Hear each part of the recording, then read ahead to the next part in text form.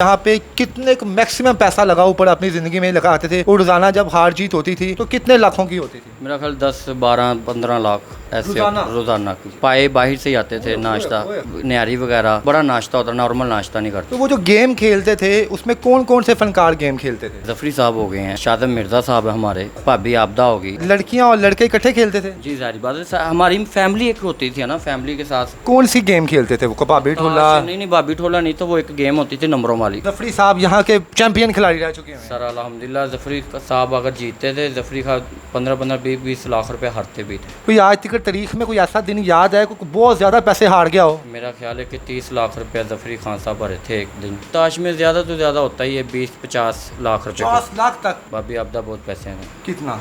बहुत रहे हैं, तकरीबन मेरा ख्याल 10-15 लाख रुपए हार जाते थे। किसी के पास पैसे नहीं है, कोई बंदा बाहर गया है तो क्या कहता था, मैं कल दूंगा परसों दूंगा, या जब कभी उसको ड्रामे से पैसे आने होते थे? 4 दिन का मजा होता था बस, वो नहीं देंगे वो खेल नहीं सकता। नमिता चौधरी हो गई, खुशबू, नरगिस, तिदा, गपशप के लिए। सबसे कारीगर खिलाड़ी कौन था? साडा एक डायरेक्टर था, अल्लाह जनतों में कर दे, बाबा यूनुस मलक। ड्रामा करने जाता था ना, उसके बैग में ताशें होती। पहले टेडी साहब अल्लाह पाक जनतों में जगह था फरमाया, वो बड़े शुक्रिया इंसान थे, वो बैठते थे यहाँ पे, वो भी बैठते थे, वो भी इंजॉय करते वो थे, भी एंजॉय कर, लेकिन वो भी खेलते थे। खेलते थे वो भी? खेलते थे। अमान साहब ने एक दिन आए हैं तो वो आने से पहले ही सब लोग खेल रहे थे। तुसी एनू छड़ क्यों नहीं देंगे? उसी टाइम सारे ने क्लोज करती, वाइंड अप हो गया। सर मैं 2006 में इस फील्ड में आया था। मैंने अपने 2 घर 25-25 लाख के सेल किए थे इसी फील्ड में। आप ही पैसे हार में, ठीक है, मैं भी लग गया था। सर हमारे जितने भी बड़े आर्टिस्ट हैं ना, अगर ये काम शराब जुआ ये चर्चे वगैरह ये छोड़ देना, जितना भी पैसा है वो सेफ हो जाए, हमें कोई भी मदद की ज़रूरत ना पड़े। किस किस की टांगे दबाई? सबकी स्टारों की टांगे दबाता रहा हूँ, लेकिन आज मेरे इतने इंटरव्यू हो गए हैं, किसी ने मुझे कॉल नहीं की मदद के लिए, या हेल्प के लिए, या हौसला बधाई के लिए। मैंने कैसर पिया साहब को कॉल किया है कि कैसर साहब मेरे पास पैसे नहीं है, मेरे वालिद साहब की डेथ हो गई है। कैसर भाई ने मुझे कहा अच्छा मैं करता हूँ कॉल। कैसर भाई ने बाद में मेरा फ़ोन नहीं उठाया। अभी तक खुदा की कसम मेरे घर वाले मुझे बुलाते नहीं हैं। पाकिस्तान में ना कपड़े उतारने के लिए पैसे दे देते हैं, पहनने के लिए कोई नहीं देता।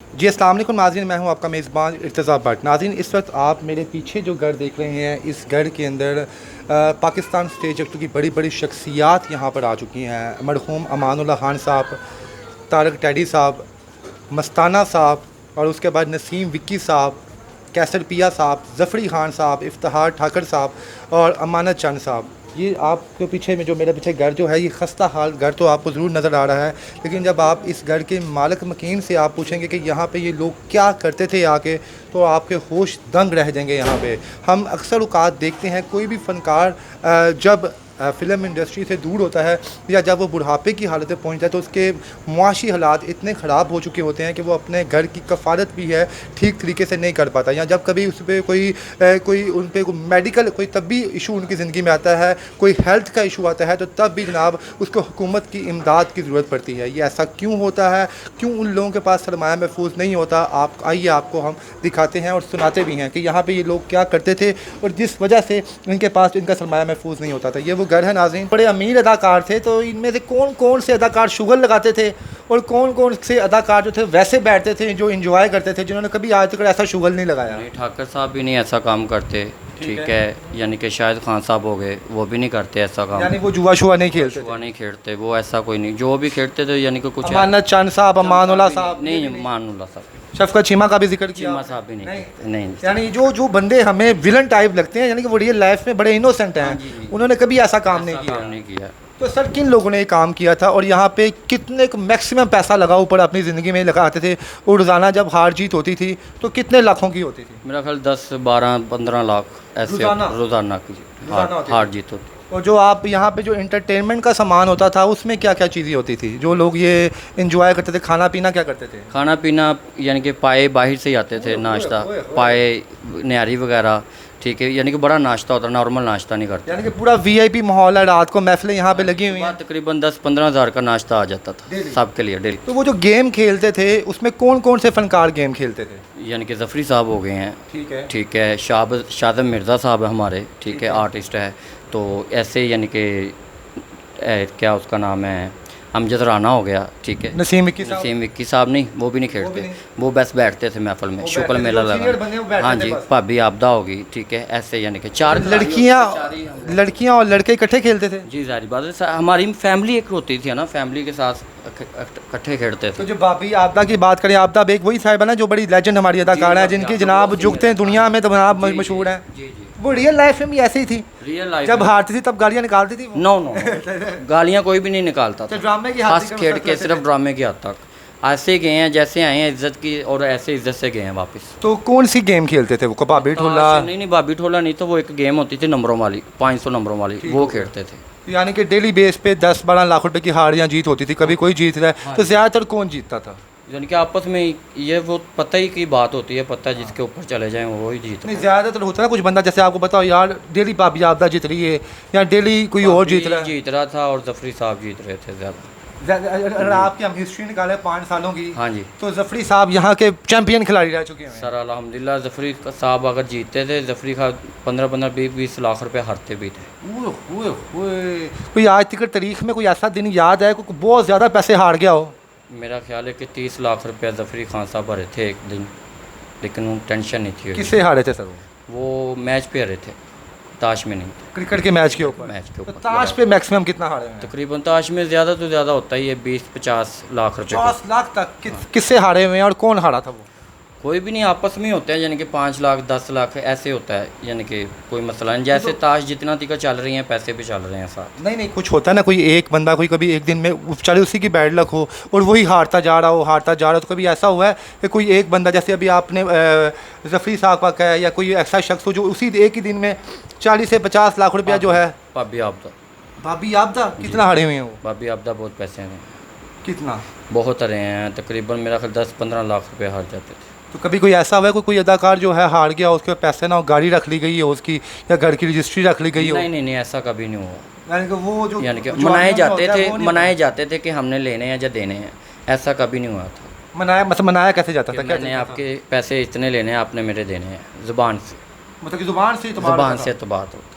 तो जो उसके अलावा अगर फोर्स किसी का पैसे नहीं है, कोई बंदा बाहर गया है, तो क्या कहता था? मैं कल दूंगा, परसों दूंगा, या जब कभी उसको ड्रामे से पैसे आने होते थे? 3-4 दिन का मज़ा होता था बस। 3-4 दिन? 3-4 दिन के अंदर अगर वो नहीं देंगे वो खेल नहीं सकता। वो खेल ही नहीं सकता? नहीं, यानी कि उसको दोबारा बैठाएंगे? नहीं बैठाएंगे। तो कभी ऐसा हुआ कि किसी खिलाड़ी ने मुआहिदा तोड़ दिया हो और दोबारा उसको यहाँ पे बैठाया ना गया हो? मेरा ख्याल मेरे होते तो नहीं हुआ ऐसा कोई भी। तो अब भाभी आपदा के अलावा और कोई स्टेज की एक्ट्रेस नहीं मशहूर, मैं तो यंग लड़की कोई हो वो भी आती है? हमारी गुजरांवाले की, वो ठीक यहाँ है, स्पेशल आती थी? वो भी आती थी ड्रामा जब करने के लिए, वो भी खेलते और थे उसके सब। अलावा लाहौर में इतनी जो हमने नाम सुना है, निदा, शायद निदा क्या नाम, निदा चौधरी हो गई, निदा चौधरी। खुशबू, नरगिस, तिदा। गपशप के लिए, गपशप के लिए। निदा साहब नहीं कुछ नहीं करती? नहीं नहीं, वो नहीं खेलते। लेकिन ये जुआ शौक से नहीं खेलते थे, सिर्फ टाइम पास। टाइम पास में 15-15, 20-20 लाख रुपए हार बस जाते थे। टाइम पास, ये नहीं कि कोई प्रॉब्लम होती थी कि भाई खेलना ही है, जो मर्जी, अपनी मर्जी है, कभी खेल लिया कभी नहीं, लेकिन टाइम पास था ये। यानी कि वो मतलब वो नहीं है कि, लेकिन आप जिस तरह आप कह रहे हैं कि रोज़ाना बैठते थे, तो रोज़ाना तो वही शख्स बैठा जिसको लत लगी हो, तो वो लत वाला हिसाब था ना कि इनको जनाब एक एडिक्शन हो गई थी कि हमें खेलना है आपस में। टाइम पास करने के लिए ज़ाहिर बात है गपशप कितनी देर इंसान कर लेता है, साथ साथ खेलते थे, साथ साथ गपशप होती थी। यार शुगल में लेके शुक्ल में लेके आता। तो कैसर पिया साहब आते थे यहाँ पे? कैसर साहब आते थे, वो कैसर करते वो भी? कैसर साहब जानते थे लेकिन खेलते नहीं थे, इतना नहीं पता, लेकिन कैसर साहब लिख लिखाया करते यानी अकाउंटेंट थे वो? अकाउंटेंट। तो अकाउंटेंट की बकायदा कोई सैलरी थी यहाँ पे, कोई पैसे शैसे मिलते थे कैसर पिया साहब को कि नहीं? नहीं नहीं नहीं, वैसे ही यानी कि नंबर काउंट करने हैं, यानी कि कोई भूल ना जाए, इतने इसके इतने नंबर है, इसके इतने नंबर ऐसे। सबसे कारीगर खिलाड़ी कौन था जो आपको लगता है यार ये तो बड़ा प्रोफेशनल कोई बंदा था, इसके सामने कोई लोग माफ़ी मांगते थे यार इसको नहीं खिलाना, इसको बाहर निकाल दो? साडा एक डायरेक्टर था अल्लाह जंतों में कर दे, बाबा यूनुस मलक, वो था। बहुत कारीगर थे? बहुत फाइनल कारीगर थे। यानी उनके साथ कोई भी नहीं खेलता था? मेरा ख्याल है कि डरते थे लोग कि यार इससे सारा कुछ लूट लेगा ये। अच्छा जी। जी, फाइनल कारीगर था। तालक डैडी वो साहब जहाँ पे भी ड्रामा करने जाता था ना, उसके बैग में ताशें होती थी। यानी इतना प्रोफेशनल था वो? जी सर, उन लोगों ने ड्रामा भी उनके साथ लड़कों के साथ करना है जो खेलते हैं। और डायरेक्टर भी खुद थे? जी, डायरेक्टर भी। क्या पता पैसे ना देते होंगे, उत्थे मना लेंदे होंगे, 2 हार गए 3 गेमां हार गए। पैसे मिलते थे। अच्छा। ज़ाहिर गल पैसे जमा करा के फिर ही खेलने आ जाता ना। तारिक टैडी साहब अल्लाह पाक जन्नतों में जगह था फरमाए, वो बड़े शुक्रिया इंसान थे, वो बैठते थे यहाँ पे, वो भी बैठते थे, वो भी इंजॉय करते वो थे, भी इंजॉय कर, लेकिन वो भी खेलते थे। खेलते थे वो भी? खेलते थे। तो वो भी पैसे शायद वो भी ऐसे शुक्ल मेले में बस? शुक्ल मेला, हाँ जी। कोई यानी कि वाकई- आपस में कभी लड़ाई झगड़ा भी नहीं हुआ, कोई टेंशन नहीं, कोई परेशानी कोई नहीं। वाकया याद है टैडी साहब की ज़िंदगी से रिलेटेड कुछ, या किसी और से रिलेटेड? टैडी साहब के साथ वाकया ये याद है मुझे कि तकरीबन हम लोग फैसलाबाद ड्रामा कर रहे थे, तो उधर हम लोग बैठ के आपस में खेल रहे थे। तो एक गरीब का बच्चा है, वो कहता है कि मेरे घर में भूख है ऐसे। टैडी साहब ने उनकी पूरी फैमिली को तकरीबन 1 साल का राशन डलवा के दिया। वाह भाई वाह, क्या बात है। और टैडी साहब ने कई 3-4 लड़कियों की शादी भी की थी। नाज़रीन, तारिक टैडी साहब की मैंने खसूसी तौर पे ख़ुद भी कवरेज की थी जब वो इस दुनिया से रुखसत फरमाए थे। तो बड़े मुझे उनके चाहने वाले ऐसे मिले थे जो पता नहीं कहाँ से आए हुए थे। कोई फैसलाबाद से आया हुआ था, कोई किसी शहर से आया हुआ था, और वो बैठ के रो रहे थे। तो मैंने जब मुझसे पूछा था कि आपका इनसे क्या रिश्ता है, कोई कहता था आज हमारा बाप चला गया है, कोई कहता था आज हमारा बेटा चला गया है, कोई लड़कियां इवन स्टेज की कहती थी कि आज हमारा सक्का भाई चला गया है। टैडी साहब नो डाउट बड़ी खूबसूरत शख्सियत थे और उनकी बातों में ही जुगत थी। तो सर आप ये बताएं, जो बाकी हमारे अदाकार थे जो नहीं खेलते थे यहाँ पे, वो इन लोगों को समझाते नहीं थे? अमानुल्लाह खान साहब जो लेजेंड थे, उनको तो सब, उनका रुतबा कितना था यहाँ पे खान साहब? अमान साहब बाप थे सबके। अच्छा जी। जी, अमान साहब बाप थे, आज भी मानते हैं वो, ये नहीं कि नहीं उनके मुंह पर, आज वो फौत भी हो गए हैं फिर भी मानते हैं। यानी अमान साहब का भी कोई ऐसा वाकया याद है और सब ने बाबा का जान कहा होगा, बाबा जी ने कहा था चुप खत्म सब कुछ, उधर सब कुछ मलिया मेट हो गया, वो चीज़ें बंद हो गई? ऐसा ही हुआ है, ऐसा ही हुआ है। अमान साहब ने एक दिन आए हैं तो वो आने से पहले ही सब लोग खेल रहे थे। अमान साहब कहते तुसी रोज़ ही काम फड़िया यार, जैसे एक बड़ा कहता है बाप भाई कि तुसी इनू छड़ क्यों नहीं देंगे। उसी टाइम सारे ने क्लोज करती, वाइंड अप हो गया। बेशक जो मर्जी जीत रहा था, हाथ रहा था, नहीं सारे ने ताशा खिड़ती पैसे भी किसी ने लिए जी सर, नहीं कोई चक्कर नहीं, वाइंड अप क्लोज। नहीं नाज़रीन, हर घर में एक अमानुल्लाह जैसा बाप, दोस्त और भाई होना चाहिए, कि और ऐसे शागिर्द भी होने चाहिए कि लाखों का जुआ हो रहा है और अमान साहब अंदर आए हैं और उन्होंने कहा है जनाब कि ख़त्म। उन्होंने ये नहीं देखा कि 10 लाख का दावा है, 20 लाख का दावा है, और खान साहब की इज़्ज़त में जनाब उस चीज़ को बंद कर दिया है। खान साहब नो डाउट पाकिस्तान के क्या हमारे पूरे सब कॉन्टिनेंट के, वर्ल्ड के वो एक हीरो थे। सर दुख होता है कि जब हम फ़नकारों को देखते हैं कि अपने आखिरी अयाम में जब उन पर मुश्किल पेश आती है, वो गवर्नमेंट से हेल्प मांग रहे हैं, अपने दोस्तों से हेल्प मांग रहे हैं। तो आप तो आई विटनेस हैं इस चीज़ के कि इन लोगों ने लाखों रुपया बेशक दोस्ती में एक दूसरे को दिया, समझ लेना आपस में थे, तो क्या समझते जो जुआ होता है बेशक दोस्ती का हो या वैसे हो, कितना का नुकसानदेह है? सर मैं 2006 में इस फील्ड में आया था, मैंने अपने 2 घर 25-25 लाख के सेल किए थे उस टाइम। इसी फील्ड में आप भी पैसे आ रहे थे? ठीक है, मैं भी लग गया था। उसके बाद मैं इस फील्ड के स्ट्रगल करने के लिए और अपना नाम बनाने के लिए बहुत मेहनत की थी। उसके बाद फिर आपने कभी नहीं खेला? मेरा ख्याल कि अब तक मुझे मेरी फैमिली नहीं बुलाती, इसी वजह से कि मैंने 2 घर सेल किए हैं। आपदा बेग साहिबा पे बड़ा मुश्किल वक्त आया, हम देखा था कि जनाब वो भी बड़ा फाइनेंशली जो है शिकार हुई। तारिक टैडी साहब अपने आखिरी दिनों में गवर्नमेंट की हेल्प की ज़रूरत पड़ गई जब किडनी के ट्रांसप्लांट के लिए। तो आप क्या समझते हैं कि हम तमाम जितने भी इस फील्ड के लोग हैं उन्हें सबक सीखना चाहिए कि यार इस काम से तौबा करनी चाहिए? बेशक दोस्ती में है, मजाक में है, तो कितना नुकसानदेह होता है, आपकी आमदनी पे कितना इफेक्ट डालता है? मेरा ख्याल है कि हम सुपरस्टार के बराबर तो नहीं है, लेकिन सुपरस्टार अगर इतने पैसे हार जाते हैं या जीत जाते हैं ना, उनको फ़र्क नहीं पड़ता। लेकिन वो देखें ना, हर बंदा सदा सुपरस्टार नहीं रहता, ये भी देखें आप। मैं यही कहूँगा कि अमान साहब हो गए, या एक तो आप और कॉमेडियन कह लें कि जिनको अल्लाह पाक ने इज़्ज़त से जो दुनिया से रुखसत किया है, यानी जितने कभी किसी के आगे हाथ नहीं फैलाया, जिन्होंने जनाब अपनी इज़्ज़त के अंदर रहे हैं वो। उसके अलावा आप काफ़ी आप एक्टर्स को देख लें आप, ये जिन्होंने एंड बैंक पर ज़रूरत पड़ी है, बब्बू बराल साहब अल्लाह पाक जन्नतों में जगह अता फरमाए, आखिरी अयाम में उनको भी लोगों की मदद की ज़रूरत पड़ी है। सर ये मैं अपने पास से नहीं कह रहा, आप मीडिया उठा के देख लें, आप पुरानी न्यूज़ देख लें कि वो उनकी मस्ताना साहब अल्लाह पाक जन्नतों में जगह अता फरमाए कि उनकी मौत जो है बहावलपुर के एक सरकारी अस्पताल में हुई है कि उनके पास पैसे नहीं थे कि वो एक प्राइवेट हॉस्पिटल में अपना इलाज करवा सकते। मेरा ख्याल है कि सर हमारे जितने भी बड़े आर्टिस्ट हैं ना, अगर ये काम शराब, जुआ, ये चर्चे वगैरह ये छोड़ दें ना, जितना भी पैसा है वो सेफ़ हो जाए, हमें कोई भी मदद की ज़रूरत ना पड़े, किसी की भी, ना गवर्नमेंट की, ना मीडिया का सहारा लेना पड़े, ना लोगों का सहारा लेना पड़े। तो कभी आपने ज़िंदगी में आपदा बेग कि अब तो आबदा साहिबा जो हैं वो शायद ना खेलती हूँ इस फील्ड में, तो कभी आपने देखा ऐसा कि आबदा साहब को ज़िंदगी में कभी पछतावा हो कि यार मैं जो अपनी ज़िंदगी में जवानी में जो इतना पैसा हार गई, काश ना हारती, आज मेरी बच्चियों के काम आता, मेरे काम आता। कभी उनके आंसू देखे आपने? सर मैं 4 ਤੋਂ 5 ਮਹੀਨੇ ਪਹਿਲੇ ਭਾਬੀ ਆਪਦਾ ਨਾਲ ਪਿੰਡੀ ਡਰਾਮਾ ਕਰਕੇ ਆਇਆ ਜੀ, ਲੇਕਿਨ ਉਹ ਭਾਬੀ ਆਪਦਾ ਉਹ ਨਹੀਂ ਰਹੀ ਜਿਹੜੀ ਪਹਿਲੇ ਸੀ। ਭਾਬੀ ਆਪਦਾ ਇੱਕ ਦਬੰਗ ਆਰਟਿਸਟ ਸੀ ਕਿ ਵਾਹਦ ਲੜਕੀਆਂ 'ਚੋਂ ਉਹ ਆਰਟਿਸਟ ਹੋਈ ਹੈ ਕਿ ਜਿਨ੍ਹਾਂ ਨੇ ਮਰਦਾਂ ਤਰ੍ਹਾਂ ਕੰਮ ਕੀਤਾ ਹੈ। ਨਾ ਉਹਨਾਂ ਨੇ ਕਦੀ ਡਾਂਸ ਕੀਤਾ, ਤੁਸੀਂ ਦੇਖਿਆ ਹੋਏਗਾ, ਨਾ ਹਰ ਚੀਜ਼ ਮਰਦਾਂ ਤਰ੍ਹਾਂ ਉਹਨਾਂ ਨੇ ਐਜ਼ ਏ ਕਾਮੇਡੀਅਨ ਔਰ ਗਾਣ ਵਜਾਉਣ ਦਾ ਕੰਮ ਕੀਤਾ ਹੈ। ਭਾਬੀ ਆਪਦਾ ਦਾ ਅਰੂਜ ਬਹੁਤ ਸੀ, ਬਸ ਅੱਲਾਹ ਪਾਕ ਹੁਣ ਤੇ ਉਹ ਨਹੀਂ ਸੁਧਰ ਗਏ ਨੇ ਮਾਸ਼ਾਅੱਲਾ। ਹੁਣ ऐसा कोई कभी शिकवा किया उन्होंने कि यार काश मैं इस चीज़ में पढ़ती ही ना, सर, मैं कहना अपने कि काम से काम में। ਇੱਕ ਇਨਸਾਨ ਹੁੰਦਾ ਨਾ ਕਿ ਅਥਰੂ ਨਾਲ ਉਹ ਖੂਨ ਦੇ ਆਂਸੂ ਰੋਂਦੇ ਨੇ ਹੁਣ ਕਿ ਯਾਰ ਮੇਰੇ ਕੋਲ ਬੜੀ ਵੱਡੀ ਗਲਤੀ ਹੋ ਗਈ कि मैं ਕੀ ਕਰ बैठा। जी नाज़रीन, बहुत से लोग ये इंटरव्यू में कहेंगे हमारा देखने के बाद, जी आप लोग इनको किसी के राज़ों पे पर्दा रखते हैं, आप इस्लाम इस चीज़ की इजाज़त देता है कि किसी के ऐब ना दिखाएं। तो सर यहाँ पे आप इसका दूसरा मैसेज भी देखें। आप अगर हम आज ये इंटरव्यू या बातें आपके सामने ना लेके आएँ तो जो हमारी आइंदा जो नस्ल आ रही है वो कभी भी नहीं सुधरेगी। हम लोग वो हैं जो जब तक जो है तब तक नहीं सुधर सकते जब तक हम अपनी आंखों से ना सामने देखने के हमारे सामने हो क्या रहा है। तो ये मैसेज और ये वीडियो सिर्फ इस मकसद के लिए रिकॉर्ड की जा रही है ताकि जो नई जनरेशन है, जैसे इमरान साहब अब नए थे, अगर उस वक्त किसी ने कोई ऐसी वीडियो बनाई होती, बताया होता वीडियो में कि इस बंदे का ये हाल हुआ मरते वक्त, तो शायद ये भी कभी ऐसी बैठक में ना बैठते। इसलिए ये इंटरव्यू रिकॉर्ड किया जा रहा है। बाकी किसी को दिल आज़ारी करना हमारा मकसद नहीं है। अल्लाह पाक हम सबको हिदायत दे। हम खुद लोग बड़े गुनाहगार हैं, हम खुद लोग शायद बहुत खताकार हैं। अल्लाह अज़्ज़ व जल हम सबको जो है रहनुमाई फरमाए। सर आखिर में क्या पैगाम है? आप पे इतनी गुर्बत आई, स्टेज बंद हो गया, आप फाकों में अपनी दिन रात गुजार रहे हैं, आपकी तो कोई 1 रुपया की हेल्प नहीं कर रहा, लेकिन लोग अभी भी लाखों करोड़ों को जुआ खेल रहे इन हैं। सुपरस्टारों की मैंने सही सही रात टांगे दबाता रहा हूँ।